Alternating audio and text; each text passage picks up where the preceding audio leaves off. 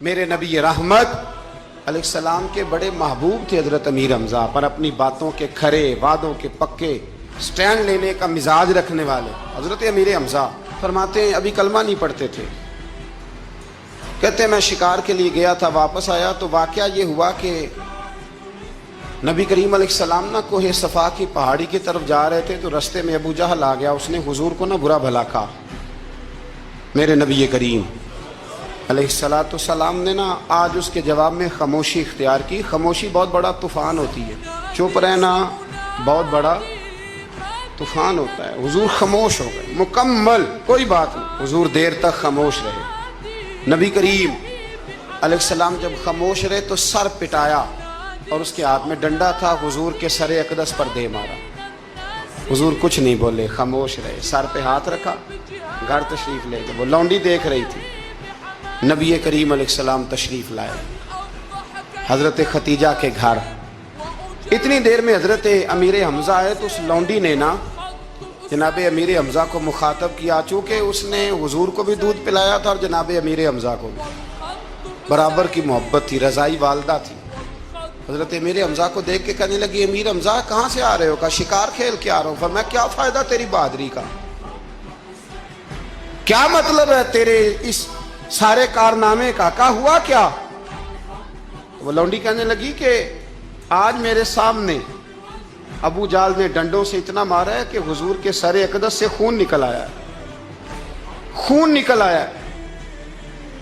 مجھے پتہ ہے ابو جہل یہ ظلم اس لیے کرتا ہے کہ محمد ابن عبداللہ کے والد موجود نہیں۔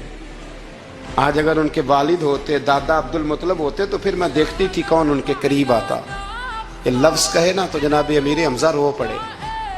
شکار وہیں پھینکا، درخت سے ڈنڈا توڑا۔ ابو جال بیٹھا تھا حرم مکہ میں، کفار کے درمیان ٹولیاں بنا کے وہاں گئے اور زور سے ڈنڈا اس کے سر پہ مارا، اور ڈنڈا مار کے کہنے لگے تجھے شرم نہیں آتی؟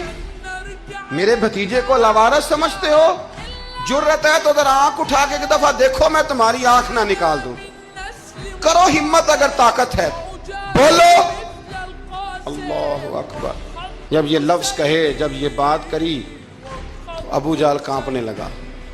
کچھ لوگوں نے چاہا حضرت امیر حمزہ کے معاملے میں مداخلت کرنی، پر کہنے لگا چپ کر دو، تمہیں پتہ نہیں یہ شیر بڑا ہے، یہ دلیر ہے، یہ طاقتور ہے، خبردار کوئی بات نہ کرنا۔ اللہ اکبر۔ حضرت امیر حمزہ وہاں سے نہ نکل کے تو سیدہ ختیجہ کے گھر آئے۔ سیدہ ختیجہ الکبریٰ رضی اللہ تعالیٰ عنہ نا نبی کریم کو مرہم پٹی کر رہی تھی۔ حضور نے چچا کا چہرہ دیکھا تو آنکھوں میں آنسو آ گئے۔ حضرت امیر حمزہ بھی روئے اور کہنے لگے بھتیجے خوش ہو جا، میں اس کا سر پھوڑ آیا ہوں، اتنی زور سے مارا ہے کہ اس کو ہمت نہیں ہوئی بات کرنے کی۔ حضرت امیر حمزہ کے جواب میں محبوب فرمانے لگے چچا میں ابو جال کا سر پھوڑنے سے تو خوش نہیں نہ ہوتا۔ کہا آپ کیسے خوش ہوتے ہیں؟ فرمایا آپ کلمہ پڑھ جائیں میں خوش ہو جاؤں گا۔